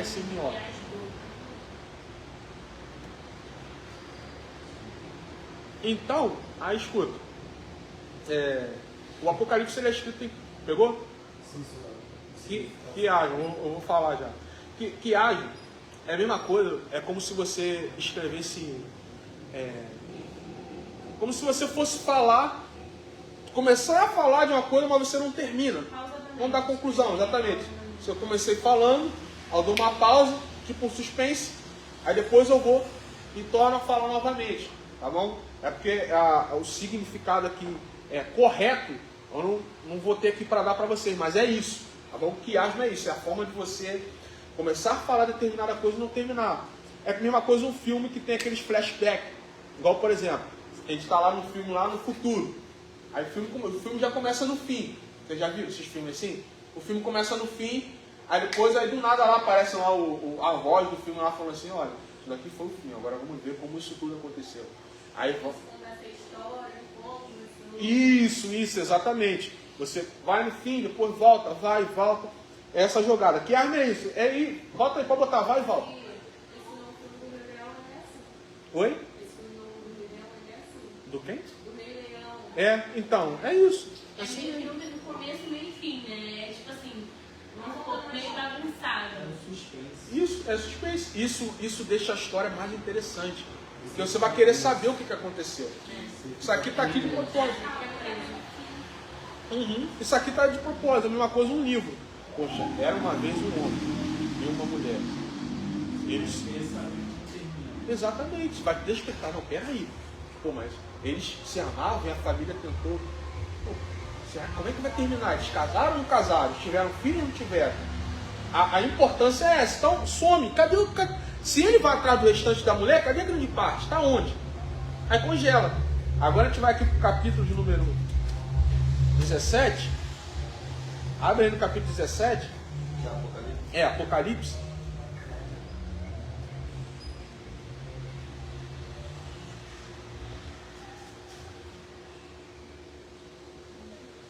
Versículo número 3. Vocês vão ficar espantados com isso daqui. Porque a mulher que foi para o deserto fugindo, olha o versículo 3, não se espanta. Transportou-me um anjo em espírito a um deserto, e vi uma mulher montada numa besta, escarlate. Escarlate é vermelha, cor de vinho. Besta repleta de nomes de blasfêmios, com 7 cabeças e 10 chifres. Achava-se a mulher vestida de púrpura, de escarlate, adornada de ouro, isso aqui é a veste de prostituta, de pedras preciosas de pérolas, tendo na mão um cálice de ouro, transbordante de abominação, e com as imundícias da sua prostituição. Na sua fronte achava-se um escrito, um nome, um mistério, Babilônia, a grande mãe das meretrizes e das abominações da terra.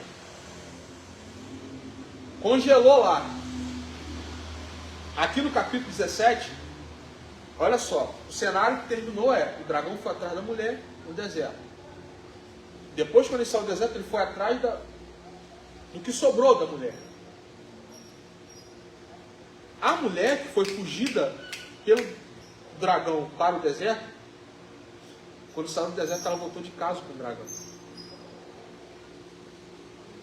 E esse dragão aqui representa Roma, certo? Ou seja, a mulher se uniu a Roma, ou seja, que a igreja se corrompeu de novo. Isso aqui não era algo só da época, é algo de agora. Não é estranho, pessoal. Se as coisas se modernizarem mais, a igreja se unir mais ao governo, as coisas ficarem mais fáceis, porque vai ser isso que vai acontecer. Os versículos após, eu acho que explica também. No 12? 17. Aqui vai explicando mais ainda. Ou seja, a Babilônia, da qual se corrompeu todos os homens da terra, a mãe das meretrizes, aí tem um nome, que é um mistério, né? Esse nome aqui. Enfim, essa mulher estava vestida de púrpura, ou seja, ela se prostituiu, com o qual se prostituiu os reis da terra. Alguém que um dia foi puro, alguém que um dia foi lavado, foi limpo, hoje em dia está totalmente corrompido. Aonde você olha, você vê que a pior coisa não acontece fora, está acontecendo dentro de muitas igrejas. Entendeu? Um lugar onde que deveria ser exemplo, não está sendo um exemplo. Ou seja, virou um lugar de bagunça. Então é isso que vai acontecer em um determinado tempo com a igreja. Por isso que não se escandalize com isso, com aquilo, com escândalo. Porque isso, Jesus falou, é necessário que isso aconteça. Na verdade, Já está acontecendo, a proporção só vai aumentar. Só vai aumentar. Entendeu? A palavra escândalo, a palavra latina, grego e latino, que significa pedra de tropeço, paralelepípedo, uma pedra. Ou seja, pessoas que estão no nosso caminho e servem para fazer a gente tropeçar. Então, enfim, vamos continuar. Como dizes, rico eu sou, estou enriquecido, de nada tenho falta, não sabe que tu és um desgraçado, miserável, pobre, cego, nu, gananciosa e orgulhosa. Eles eram uma igreja que eles eram gananciosos e orgulhosos. No comentário sobre a cidade, já lemos sobre o seu contexto econômico-cultural. Que Laodiceia ali, ela era mergulhada em sabedoria, conhecimento. Aí diz aqui, vamos avançar. Eu te aconselho que de mim compres ouro provado no fogo, para que te enriqueças, e roupas brancas para que te vistes, e para que não apareça a vergonha na tua nudez, e para ungires os teus olhos com colírios para que vejas. Laodiceia tinha em abundância cada produto citado aqui. Cada um deles, ela tinha tudo. Não tinha falta de nada. Não tinha falta de nada. Ouro, fino, tecidos, colírios. Mas o que o Senhor quis dizer com de mim compres é que não se tratava de produtos da cidade, pois estes eles já tinham, mas de ouro, roupas e colírios do Senhor. No versículo anterior, o Senhor os chamava de pobre, cego e nu. Para estes, eles diziam, eu tenho ouro, para a vossa pobreza, colírio, para a vossa cegueira. As roupas para a sua nudez. Estes produtos que o Senhor oferece é de graça. São comprados com a prática da fé. Os produtos de Laodiceia não traziam a verdadeira riqueza que vocês falaram. A verdadeira igreja, ela não é, e a igreja rica, ela não é composta, claro, a gente precisa de um bom equipamento, claro, pessoal, a gente precisa de um bom tempo, com certeza, mas o que as pessoas precisam entender é que o sentido correto da adoração, de adorar a Deus, não está condicionado a essas coisas materiais, entendeu? O tempo passa, mas a fórmula continua sendo a mesma. Buscar a Deus continua sendo do mesmo jeito. Quem muda somos nós, Deus não muda. Deus está sempre no mesmo lugar. Então, por exemplo, aqui, a arca representa a presença de Deus. A arca da aliança, ela nunca, em nenhuma hipótese, ela foi feita para sair de dentro do Santo dos Santos. Quando ela era transferida do Santo do Santo, ali, ela era transferida por pessoas específicas, levitas, sacerdotes, que eles mesmos representavam o próprio templo do Senhor, onde a presença de Deus habita, mas eram pessoas específicas. E juntamente com a arca, era transportado também a tenda da congregação. Mas a arca sempre ficava no mesmo lugar. Não tinha esse de Moisés se irmar e falar, não, pô, a arca está no... botar ela mais um pouquinho pro cantinho aqui. Aí dele se fizesse isso. Teve um camarada que tentou fazer isso, usar, né? Colocou a mão na arma e uma hora foi fulminado. Porque Deus, ele não muda, pessoal. Ele continua sempre no mesmo lugar. Ele continua sempre sendo rei. E quem muda somos nós. Eu repreendo e castigo a todos quanto amo, pois ser zeloso e arrepende-se. Já estamos aqui finalizando. Aí na semana que vem nós vamos entrar nas habitações, tá bom? Tá vendo mais esse trecho aqui, para a gente já estar caminhando para o fim. Misericordioso que é o Senhor. Ele repreende seus filhos para que não perca. E este pedido de arrependimento vem após o conselho sobre como proceder corretamente. Ele diz: vou castigá-los para que se voltem a mim. Arrependam-se. Isto também denota que Deus castiga o homem com pesar. Todavia, na tese que a repreensão vem antes do castigo. Se não há uma resposta do homem, a repreensão divina certamente virá o castigo. Ou seja, Deus, ele repreende. Se o homem não se arrepende, vai vir o castigo. Deus denuncia, assim como de vez em quando tem levantado profetas para denunciar muitas coisas erradas que têm acontecido hoje nas igrejas, igual hoje. Estou falando para vocês, está uma loucura. Hoje eu abro o Instagram, eu nem mexo no Instagram dele, só posto coisa no Instagram, na rede social. Eu abro o Instagram e estou vendo lá o pessoal na igreja, um monte de gente, queremos eleição, queremos eleição. Ou seja, qual é o contexto? Lá na porta da igreja, né? Não, dentro da igreja, os pessoal da igreja. Sabe o que o pessoal queria? Acho que no TikTok também. Você ouviu? Então, o pessoal queria tirar o pastor que estava e botar outro. E não começou, não teve culto. Quando o cara não foi embora, não teve culto. Eles queriam que o pastor fosse embora. A gente está tendo a justiça aí, cara. Não só isso, tem outros escândalos aí que apareceu aí. A gente fazer live ao vivo dos pastores para poder acertar a documentação. Então, uma vez registrada, documentada, todo ano tem que ter eleição, todo ano tem essas coisas todas. Então, sabe o que é o pior? É que às vezes o camarada está no erro e ele quer colocar na mente dele como se o templo, a casa de Deus fosse dele. Esse é um grande problema. Eu conheço vários, mas tem um camarada que ele é pastor, que ele tá no erro, isso aí não é normal, mas é comum, as pessoas caem, certo? Mas a Bíblia diz para que nós possamos sempre estar vigilantes, certo? O desejo, o cair, o homem não cai quando comete o ato, ele cai antes de cometer o ato. Porque no livro do Espírito de Fariseu fala assim: olha, se para vocês adultério é a prática, eu digo que vocês começaram a adulterar antes de praticar. Porque antes de você praticar, consumar, você primeiro teve que planejar. A Bíblia fala assim: ó, qualquer que olhar para uma mulher com olhar impuro, ou seja, tanto a mulher como o homem, ou seja, o seu coração já adulterou com ela. Essa forma impura, no original, significa qualquer que olhar para uma mulher com a intenção de ir para a cama com ela, ou um homem com a intenção de ir para a cama com ele, já adulterou. Entendeu?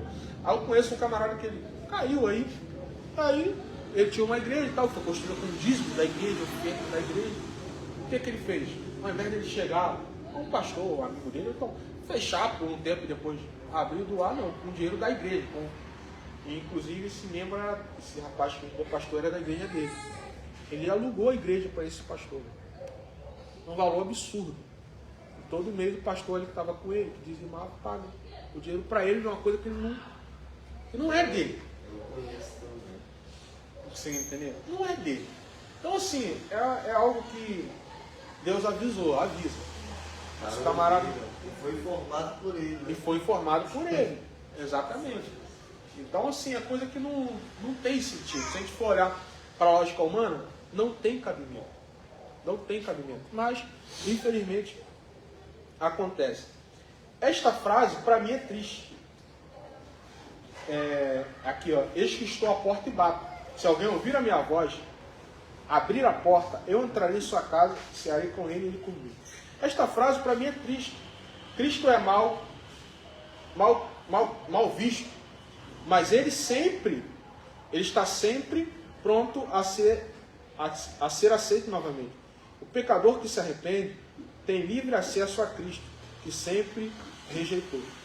O povo da rica cidade de Laodiceia sentiu-se bem materialmente e farto. Não sente necessidade de Jesus, trocou por conforto e comodidade. Mas o Senhor está dizendo, estou aqui à vossa disposição. Se me procurares, terei prazer em vocês novamente, serei convosco. Talvez até a ceia, refira-se à ceia das bodas do Cordeiro. Então, enquanto a igreja de Laodiceia tinha deixado Jesus do lado de fora, ele estava lá batendo. Embora vocês estão pensando que eu estou dentro, mas eu estou fora, mas eu não desisto de vocês. Porque o pior, pessoal, não é quem caiu e sabe que caiu. O pior é quem caiu e pensa que está de pé. O maior pecador não é aquele que pecou e sabe que está no erro. Não. O maior pecador é aquele que pecou e na mente dele, igual tem muitos aí, profanando o nome do Senhor. Então, tem uma mulher aí, não vou nem falar o nome dela, que ela faz a profissão, né, que hoje em dia é profissão, conteúdo, né, que o pessoal fala aí. Ela faz o que faz na área dela lá, certo? E ela diz que Deus tem abençoado ela naquela esfera. É uma coisa de o traficante, você vê, eu já vi muito crente fazer isso, meu filho, que Deus te abençoe aí, tal. Mas você vai abençoar. Eu fui chamada, acho que é um chamado divino. Você já entendeu? Então, um chamado divino. Entendeu? Que ela vai se tornar pastora de luz. Então, vai chegar um cara de fuzil aqui, pô, é um chamado diferente. Tá entendendo? Uhum. Pô, varão, Deus te escolheu para você estar nessa vida, para você. Que é a mais estreita. E eu não duvido nada. Eu não duvido nada que hoje em dia. Caiu até na internet, eu falo tudo da internet hoje em dia. Passou na internet o vídeo de um. Aquele negócio que eu ganhando, é conteúdo, é coisa que ganha. Se o TikTok não recebesse, porque quem fosse lá, tivesse ganhando dinheiro, o conteúdo aí, não ia ter postagem. Não ia. Não ia. Uhum. Só porque o Deus Mamão. Deus do dinheiro. Eles estão trabalhando para ele, pô, praticamente. Isso aí. Eu vi um camarada aí, cara, que ele bastou, né? Que ele foi num movimento lá, ele gravou o vídeo lá, filmando a mesa lá de entorpecente, um monte de coisa dos camaradas lá. Entendeu? Então, pra que isso? Certo? Não, mas se bobear faz, meu irmão. Faz, certo? Tem muito profeta aí que ele, como tem muitos aí na rede social, que se chegar, por exemplo, ele está na igreja, chegou um casal ali de um afetivo, naquela igreja ali, entendeu? Aí ele vai começar a profetizar um monte de coisa. Aí depois a pessoa vai para a rede social, aí fala assim, aqui, ó, tá aqui fulano de tal, que é não sei o que Cristo deu na religião, que isso, aquilo, não sei o que abençoou o templo. Deu um templo, comprou um terreno para a igreja, fez coisas que muitos crentes não fazem. Aí aconteceu um caso desse, tempo desse atrás aí, de dois homens afetivos que doou, né? A igreja, um templo para a igreja, né? Um templo maior. Aí o profeta só profetizava coisa boa. Depois que ela começou a ver que, não sei se ela se converteu, mas ela parou de profetizar as coisas que profetizava, eles queriam tomar de volta o negócio. Tá entendendo? É igual política, pô. Ele dá com a mão, mas você fica na mão dele. Ele tem que seguir do mesmo jeito. Exatamente, tem que seguir no padrão que eles querem. E eu acho isso uma vergonha, sabe? Porque eu me envergonho com essas pessoas. Isso, se vendendo. Porque você acaba se ficando na mão de determinadas pessoas. Muitos pastores hoje em dia já não pregam mais, porque hoje em dia está raro de ter profeta. Está raro de ter profeta. Eu tenho que falar disso aqui, né? Profeta não é aquele que profetiza a lógica, certo? Aquele que chega aqui, ó, tem um grande livramento para alguém aqui nessa noite. Ó, eu estou vendo um carro. Aí eu vejo uma pessoa também com uma cara de choro, de sofrida, e você já começa, você vai ser feliz, você vai ser. Tipo assim, só por causa da pessoa, mas você não tem nada. não tá nem não, e a pessoa vai confirmando. A pessoa acaba chorando, né? A situação do momento ela tá passando e tá usando. Aí sabe o que acontece? A pessoa sai, e quando o cara entrega, o que ele falou pra você? Eu não lembro. Tá entendendo? Não tem sentido, é aquilo que eu falei do momento. Ah, você tá ali no momento, tá gritando, Jesus é o máximo, minha casinha, não sei o quê. Mas depois, você sai ali, tristinho. O que mudou na sua vida? Nada. Não, eu fui no ministério com a irmã, vamos só Jesus. Todo culto, tocava corinho, a irmã pulava. Aí cansava de pular e rodar. A irmã dormia. A irmã se jogava no chão, aí dormia. Às vezes o irmão com o paninho assim, jogava por cima, ficava aí. Teve uma vez, eu fui numa igreja, numa vigília, que uma irmã, sem brincadeira nenhuma, isso era por volta de 2h pouca da manhã. Aí começou o movimento do corinho, um monte de gente lá dançando e tal, rodando. Aí ok.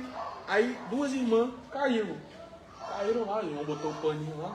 Aí uma se levantou, aí a outra ficou. O culto rolando ficou. Eu tô vendo ali a barriga da irmã levantando alto, abaixando lentamente. Pô, a irmã não tá dormindo, não é possível. Aí tá bom. Aí o pastor, que era um pastor muito assim, extrovertido, né? Ele falou assim, irmão, tô vendo que a vigília já tá terminando, a irmã tá indo no arrebatamento no ministério aí, nós vamos embora, trancar a igreja, pagar tudo, não deixar ela aí. Amanhã a gente volta aí e ela conta pra gente tudo que ela viu lá no céu. Não, passou 5 minutos, a irmã levantou assim, bocejando. E aí, irmão, o que você viu?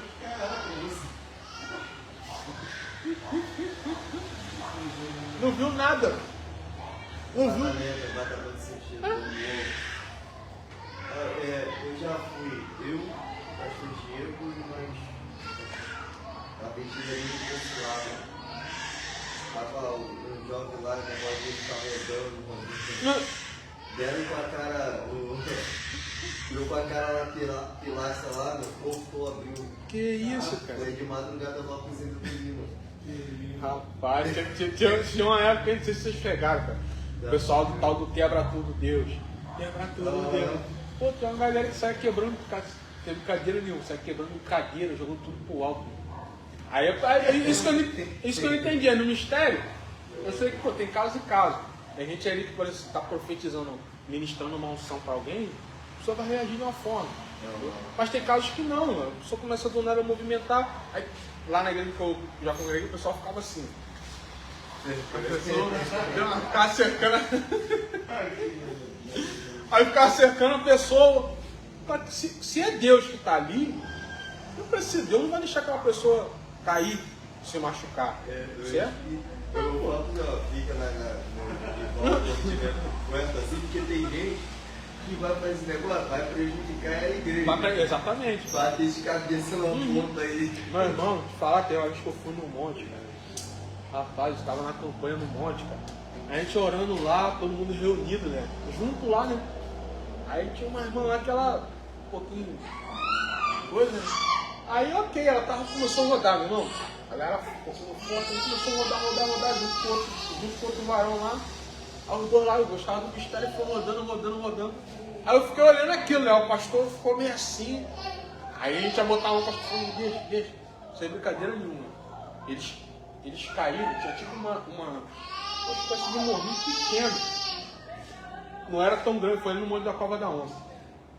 Era uma espécie de morrinho pequeno assim que tinha, mas dava para se machucar.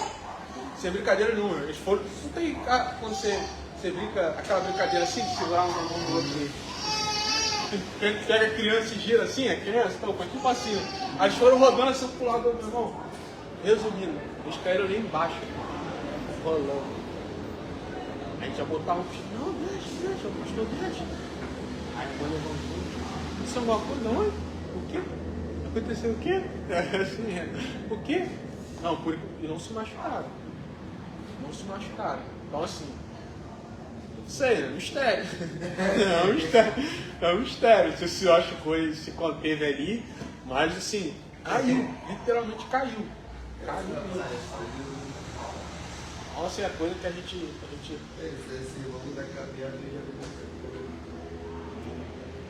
É muitas coisas que a gente vê que é só Jesus. Mas vamos aqui caminhar para o fim. Para cada igreja há uma promessa distinta. Esta promessa, de certo, vem ao encontro do interesse deste povo.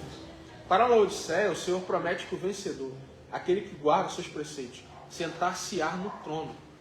Pensando na população rica de uma cidade, isto poderia vir ao encontro de cada um. Mas este trono não era nos padrões humanos, e sim nos celestiais. O que está sentado nele é um soberano rico, mas humilde, poderoso, mas amoroso, reto e justo. Este tipo de conhecimento é importante também para que você comece a sentir como um homem da época, pois pesquisar sobre aspectos físicos pode ser, de certo modo, fácil, mas tentar entender o sentimento de um homem da época, isto sim é muito difícil. O que lhe provocaria ódio, esperança, patriotismo, choro, angústia, alegria, quais os fatos não é suficiente. Fatos, aromas, paisagens, cerimônias, que poderiam mexer com seus sentimentos e de qualquer modo. É por isso que eu falo, pessoal, eu quando leio, estou lendo a Bíblia, tem determinado momento que dá vontade de chorar, porque assim, é o que eu falei para vocês, essa matéria, panorama bíblico, é uma matéria que vai fazer a gente se sentir como alguém da época. Poxa, imagine, a igreja estava naquele contexto, certo? De Laodiceia. Imagina a igreja de hoje em dia, imagina como João ele se sentiu. Poxa, a igreja de Jesus, pessoal, foi uma igreja que João foi alguém que ele viu Jesus. Ele começou com Jesus, viu o início da igreja. Ele viu que Jesus ele teve que morrer. Ele viu Tiago sendo martirizado. Ele viu, se não viu, ouviu Pedro sendo martirizado. Ele viu Paulo, ouviu Paulo sendo martirizado. Todo mundo morreu. Ou seja, ele viu que para a igreja chegar no nível que ela tinha chegado, ela passou por tanta perseguição para chegar no nível das pessoas não valorizarem o mais importante, que é a presença de Deus. Então, assim, imagina o sentimento que João ele sentiu. Mesma coisa do pastor. Por exemplo, o pastor Érico está aqui. Pastor, poxa, o senhor perde noite de sono para estar orando por ovelha. O senhor perde um momento com a sua família para estar ajudando outras pessoas. O senhor perde um momento com o seu filho para poder estar ajudando a ovelha. O senhor, às vezes, tem que faltar trabalho para poder estar resolvendo coisas da igreja, fazendo isso e aquilo. Aí vamos supor que o senhor se empenha tanto. Aí no momento que Deus ali, ele fala, não, pastor, descansa. Bom, agora deixa que tem um grupo aí para trabalhar, o senhor vai ficar só na retaguarda. Aí quando o senhor deixa ali, do jeito que o senhor ensinou, o senhor chega na igreja e está uma bagunça. Aí imagina, aquilo que o senhor construiu ali, segundo a direção de Deus, com tanto sacrifício, com tanto esforço, as pessoas estão ali. A expressão é, está cagando por aquilo que você fez, pelo seu empenho, pela sua dedicação. Então o sentimento de João foi um sentimento assim, certo? Um sentimento que ele olhou para a igreja e ele viu que a igreja está perdida. A igreja de Cristo está morna. É uma igreja que... Imagina Jesus como é que deve estar, pessoal. Então, assim, essa matéria de panorama bíblico é uma matéria que vai fazer a gente se aprofundar mais no costume e na cultura da época. Então, na semana que vem nós vamos começar a falar sobre a habitação, sobre a iluminação das casas, sobre as mobílias, sobre os alicerces, sobre as portas, sobre as janelas. Então, tudo isso vai abrir, talvez... Você pode estar olhando, mas não tem necessidade disso. Tem. Sabe por quê? Porque tudo isso vai abrir a sua visão de uma forma tão ampla que você vai compreender que, poxa, caraca, que sentido de fazer isso. Eu quero aqui finalizar citando um exemplo lá do Egito. Quando Deus ele fala assim para Moisés, ó, Moisés, você vai falar para cada um do povo hebreu matar um cordeiro, certo? Um novilho novo. E o sangue desse cordeiro vai passar nos umbrais da porta. Umbrais, as partes laterais da porta. E quando o Abaddon, ou Apolion, que é o príncipe das trevas, que é próprio um espírito de morte, que foi enviado da parte de Deus. Enviado da parte de Deus significa que veio de Deus. Foi amando de Deus. Igual, por exemplo, quando o texto diz assim, ó, o espírito se repousou sobre Saul, sobre Davi, e veio um espírito maligno da parte do Senhor, repousou sobre Saul. Não é que veio de Deus, foi amando de Deus. Embora os demônios acham que são independentes, mas não. Até onde está, eles têm que obedecer a Deus. Então, o que acontece? Quando esse anjo da morte ia passando, ou seja, as casas que ele via com a marca do sangue, ele ia pulando, certo? Ele ia pulando essas casas, Sendo que lá na cultura egípcia, no lugar onde os egípcios estavam inseridos, que era a terra de Gósen, em todas as casas egípcias, eles tinham duas portas, que era uma porta falsa, certo? Uma porta falsa e a porta que era a porta verdadeira. Essa porta falsa, ela era cheia de esculturas cuneiformes, cheia de desenhos pictográficos egípcios, de costumes, de cultura da época. Então, o que Deus estava dizendo ali de forma indireta para aquele povo? Olha, quando o anjo passar na porta que está marcada pelos egípcios, pode arrebentar tudo. Mas na porta que não tem nenhum desenho, não tem nenhuma escrita, mas só tem uma marca do sangue do cordeiro. Quando você passar, você pula. Estão conseguindo entender? Então sempre, pessoal, sempre, Deus ele vai contra, ele vai usar sempre o conhecido para o desconhecido, certo? Ele sempre vai denunciando algo que de fato já existia, igual pisar na cabeça da serpente, enfim, tudo isso. Então assim, a Bíblia está repleta disso, e na matéria de Panorama vai fazer a gente compreender mais um pouco sobre isso, tá bom? Então essa aula de hoje, alguém quer falar? Alguma pergunta? Alguma dúvida? Nenhuma dúvida? Se tiver dúvida, aproveita. Tá bombando aqui, deixa eu ver. Ah, minha irmã que tá aqui, minha irmã tá assistindo aqui.